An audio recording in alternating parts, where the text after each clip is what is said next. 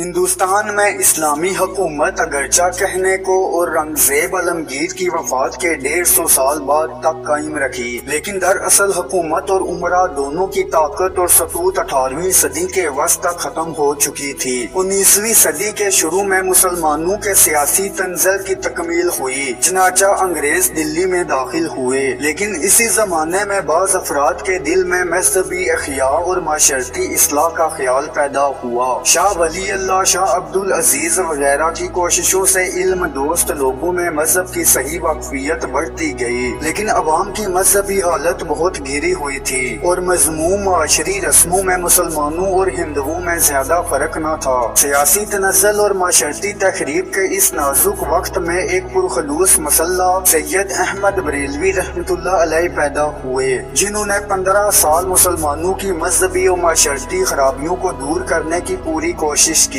اسی سلسلے میں مذہبی آزادی کے حصول کے لیے انہوں نے سکھوں کے خلاف مذہبی جہاد کی مہم بھی شروع کی، جس کے آخر میں 7,000 مجاہدین نے پشاور کے قریب میدان جنگ میں نمایاں کامیابی حاصل کی، اور سید احمد نے ایک نظام حکومت قائم کر کے قبائل کی معاشرتی اصلاح کے احکام نافذ کیے، لیکن بعض سرداروں کی غداری سے جو سکھوں کے ساتھ شریک ہو گئے، آخرکار مسلمانوں کو شکست ہوئی اور ان کا رہنما بالاکوٹ میں شہید ہوا، یعنی مسلمانوں کی مسائی خود مسلمانوں ہی کے ہاتھوں برباد ہو گئی۔ یہ بات یاد رکھنے کے قابل ہے کہ سید احمد بریلوی نے بار بار ہندوستان کے مسلمانوں کو دوسری قوموں کے مقابلے میں جمع کیا اور ان کے اصلاح کا کام کیا، ان کے بعض مذہبی جانشینوں نے جاری رکھا۔ سر سید احمد بعض باتوں میں اپنے ہم نام کے ہم خیال تھے اور ان کے عقیدت مند تھے۔ اس زمانے میں بہار میں مسلمانوں میں اپرائسی تحریک اٹھی، جس کا مقصد غریب مسلمانوں کی ناگفتہ حالت کی اصلاح اور ان کی امداد تھا۔